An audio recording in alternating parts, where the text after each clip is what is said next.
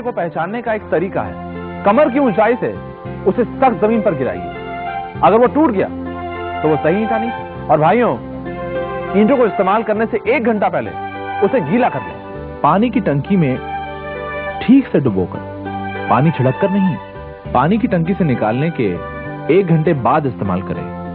पहले किया तो ईंट पर माल ठीक से न जमेगा, पकड़ ठीक से न होगी, क्योंकि ईंटे की ऊपरी सतह पर पानी होगा। अगर ईंटे को पानी में डुबोया नहीं, उसको पानी नहीं पिलाया, तो माल का पानी सूखा ईंटा सोख लेगा।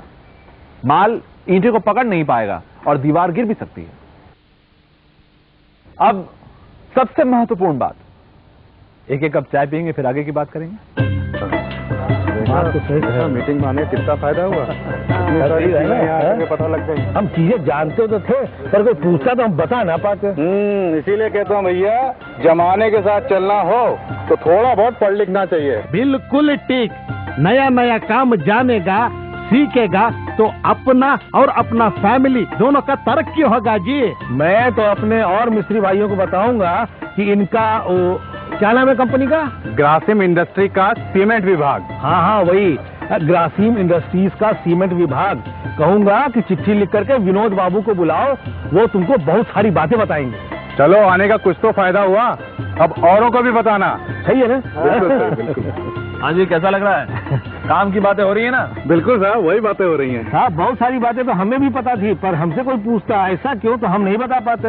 अरे हमारे पिताजी ने हमसे बहुत सारी बातें सिखाई हैं, पर उनसे पूछते थे ऐसा क्यों तो वो भी नहीं बता पाते थे। हाँ, जैसे कि इन्हें अब पता चला है कि सूरज शाम को कहाँ जाता है। भैया ये तो कहते थे कि सूरज शाम को अपने घर चला जाता है।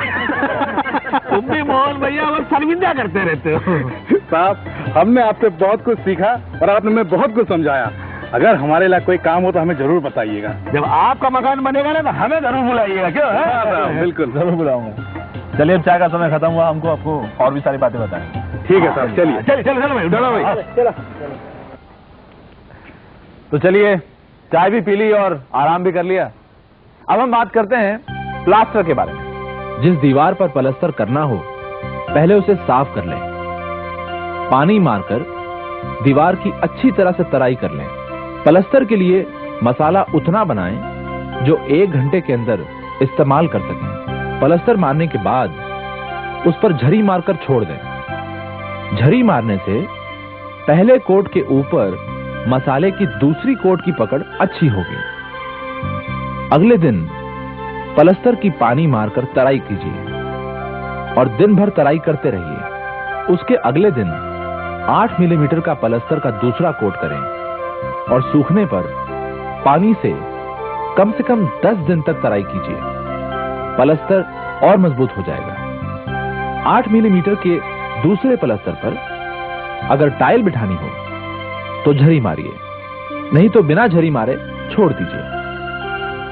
नीरू का सैंड फेस्ड फिनिशिंग कोट पलस्तर के दूसरे कोट के ऊपर लगाना चाहिए। पर साहब, अब तो जमाना खाली आरसीसी का है, ना कि लोड बेरिंग का है। और ईंटों का काम क्या, खाली दीवार बनाओ। और साहब, कुछ कंक्रीट मिक्सचर के बारे में नहीं बताएंगे आप? अगला नंबर कंक्रीट का ही है। कंक्रीट हम 2 तरीके से बनाते हैं। हाथ पलटी की पद्धति से या मिक्सर से। जिस ट्रे में कंक्रीट का मसाला बनाना हो उसे थोड़ा पानी डालकर नम कर लीजिए, नहीं तो सूखा माल ट्रे से चिपक जाएगा। जितनी